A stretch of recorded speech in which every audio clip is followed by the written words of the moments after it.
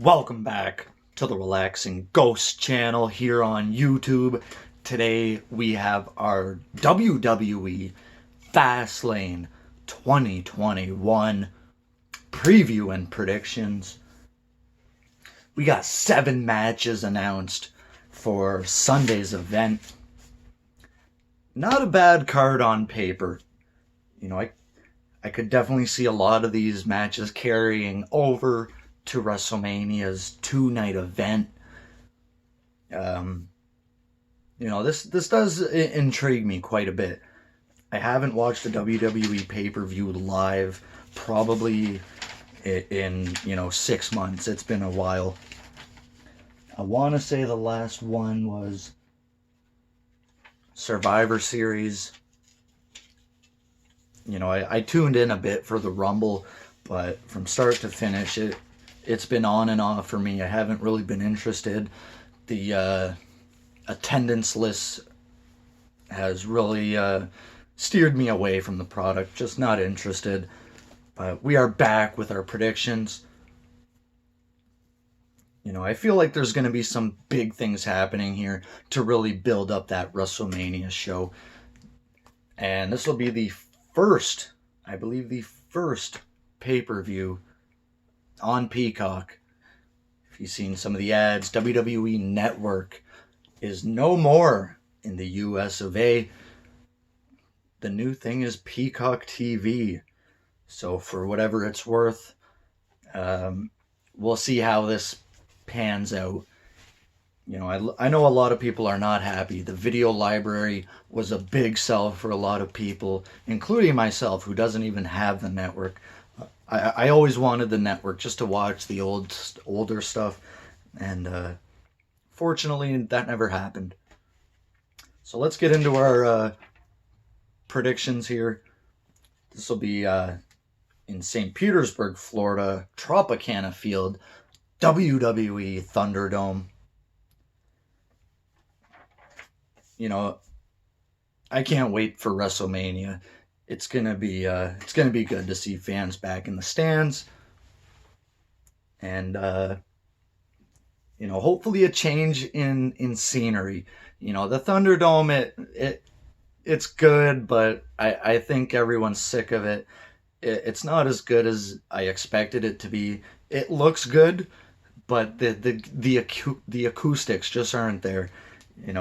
You need those reactions. The piped in noises just doesn't do it for me.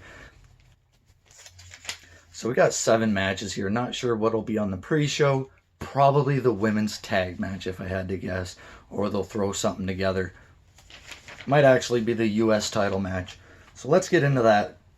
It'll be Matt Riddle defending the United States Heavyweight Championship against Ali. So this is one that really intrigues me. I really think Ali needs the title here. This whole thing with Retribution and his whole faction, it needs to kick off here. It probably needed to kick off, 8 months ago when this whole thing started. But, I think they really dropped the ball on it, and they really kind of squashed those guys. Don't know if it's unintentionally or what, but Retribution has just fallen flat. The hacker Ali, it really could have turned into something. But I am picking Ali to win the US Championship here. I think this will put him into the mix for a WrestleMania match, defending the title at Mania. I think it'll be a good move. Retribution could help him win the title. They could have done much more with Ali in this position. Whether it's supposed to be a lower tiered kind of faction, I still think Ali deserves some sort of championship. And excuse me. So I'm picking a new US champion. Let's face it, not many titles ever change hands at any of these events prior to WrestleMania. Usually the tag titles or the IC, US, something like this. you're never really gonna see a major title change hands. Maybe 20 years ago you might, but very rarely in this day and age. Especially all those years we had Lesnar as champ. I'm just gonna kind of run down match by match here. We got the women's tag titles on the line. I'm not a fan of this. Nia Jax and Shayna Baszler defending against Sasha Banks and Bianca Belair, the SmackDown Women's Champion and the 2021 Women's Royal Rumble winner. I'm going to predict new women's champs here. It's really unfortunate that NXT introduced women's championships for the women's tag team. Not a big fan of that, especially since they had the women's tag champs going throughout 3 brands. I like that. I really do like that, how they went from Raw, SmackDown, NXT. And it's something that they could look into for doing for the WWE Tag Team Championships. There doesn't need to be 3 sets of tag titles. Maybe for the World Championship, you could argue that, but their tag team division has been, on a downward slump for years. So consolidating those titles, I think, would be a good idea. I always liked in 2002 when they initially did the brand split. The undisputed champion would go from Raw to SmackDown back and forth. I always liked that. Eventually they did introduce the world title, and Raw and SmackDown had their own world champions. I'm going to pick new tag team champions here for the women. Not sure if they're going to go for it or not, but, I think this will be a, typical WWE booking. How can they get along? How could they possibly get along heading into WrestleMania? We've seen it a lot of times with, Rey Mysterio and Eddie Guerrero. I believe Cena and Shawn were tag champs heading into WrestleMania 23. It's been done before. Not a fan of it. Next up, Shinsuke Nakamura versus Seth Rollins. This is a pretty big match. I think this is one to really get into. From my standpoint, this is a match I'll probably enjoy. Fan of both guys. I believe this was just announced on SmackDown too, so I'm going to go with Nakamura here. Whether this carries over into WrestleMania or if it's just a one-off, I could definitely see it turning into something bigger. But I'm going to go with Nakamura. Rollins doesn't really need the win, but I could see this going either way. Next up here for the Intercontinental Heavyweight Championship, Apollo Crews. The new gimmick he's rocking here as the Nigerian royalty versus the IC champ Big E. This will probably be a decent match. Not sure if they'll put the strap on Apollo. I mean, this guy has just been through the ringer the past couple of years, and I don't really take his credibility seriously right now. Putting the IC title on him really wouldn't do much for me unless they're just going to go back to Big E at Mania. So I really don't see the title going anywhere. So Big E is going to be my pick. There has not been an announcement of Asuka. I'm not sure if she's injured or not, but I know they were really planning for that rematch with Charlotte. And these dirt sheet writers have really blown this out of proportion here with Charlotte being taken off the WrestleMania poster. Not sure if you could buy into that too much or not, but there's no Raw Women's title match on this event. And no tag title matches either for the men. I know the New Day just won again, so that makes them 10, 12-time champions for Kofi and Xavier. Not sure how I feel about that. I know there's a lot of people just kind of sick of New Day. Excuse me. You know, the New Day has definitely run its course by now. I think it really peaked a couple of years ago with Kofi winning the WWE Championship at MetLife Stadium. So, and I couldn't even really tell you who the other tag champs are. I think it's the Street Profits. Honestly, I'm not sure. Let's see if we could look back here. Oh, it's not the Hurt Business because they dropped it to New Day. It might be the Street Profits. Cruiserweight title. I really want to see that match. Jordan Devlin and Santos Escobar. I think they call him now. Hijo del Fantasma, Son of Ghost, and yeah, that Cruiserweight title. It's been MIA for some time.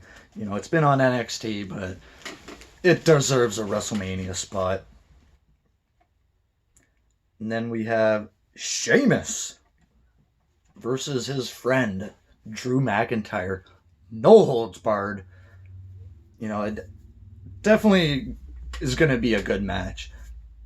Big fan of both these guys. And, you know, whether they give Sheamus a big win here, I'm pretty sure they're going with Drew and Lashley for the title match at Mania. So Drew McIntyre is going to get a big match here, or a big win. That's my prediction anyway. And our director has came in calling the shots here. I think he's going for McIntyre. Yeah. He's wants to check everything out. We got a photo bomb. Yeah, McIntyre and Sheamus, they just had that match on Raw. You know, kind of a cluster, but let's see what they put together here.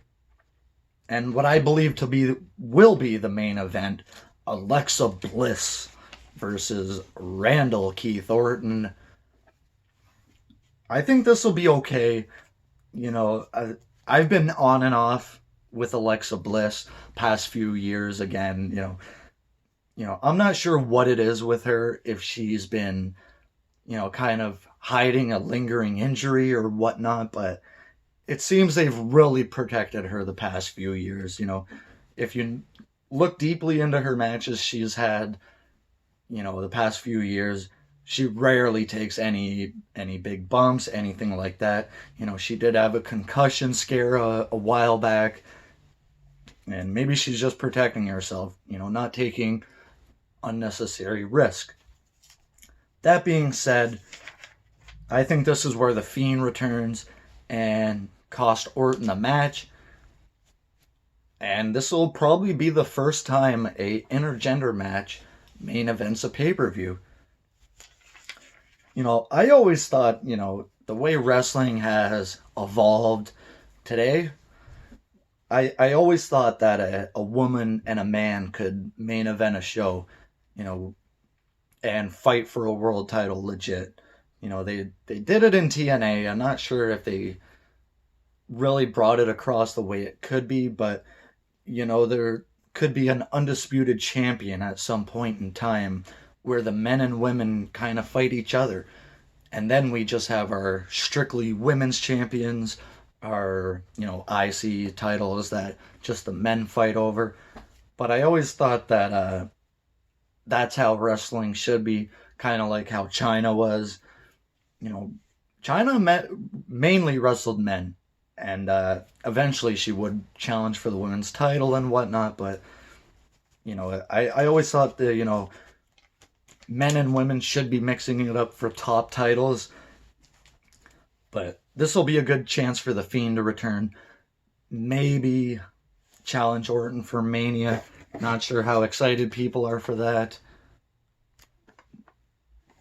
After all those maggots and worms we went through, what an awful sight. What an awful title match. And Orton won that match. And then they had the House of Horror match. So I think Alexa Bliss will challenge, a top women's champion if it's possible at WrestleMania. I think they're going for that Firefly Funhouse match with Orton and Wyatt at WrestleMania. So that'll be another fun match to look forward to. I can't believe it's already been over a year since our, WrestleMania 36 matches with the Boneyard match and the Firefly Funhouse. We're already into the second year of the pandemic. So things are looking good. The U.S. has reportedly vaccinated over 100 million people. So that's a third of the population, roughly a third, just under. Um, so that's really big, very big news. And I'm hoping, by the end of this year, it'll be closer to that, 75, 80%, closer to 100. And hopefully things can pick up for WrestleMania 38 and we can get back to somewhat normalcy in the world. So let me know your thoughts, your predictions, everything like that regarding WWE FastLane. If you have any bold predictions, comment down below. I think I did pass this up actually. But Roman Reigns and Daniel Bryan for the Universal Championship. I'm going to go with Roman Reigns to retain. Roman Reigns is actually 4-0 at Fastlane events. And could you believe their last match was The Shield versus Lashley, McIntyre, and Corbin? So I do think Reigns will retain. Edge is the enforcer for the match, so they're probably going to do some kind of thing where, Edge is forced to count the 3 count and award Reigns the title after, he defeats Daniel Bryan. I'm sure this will be a really good match. Daniel Bryan has just been on fire lately, putting on some clinics. This is the Daniel Bryan we missed for, over a full year, closer to 2 years. He had pretty much retired. And seeing him and Edge back in action has just been fantastic. So those are my predictions. Let me know your thoughts, guys. As always, we'll talk to you later. Peace.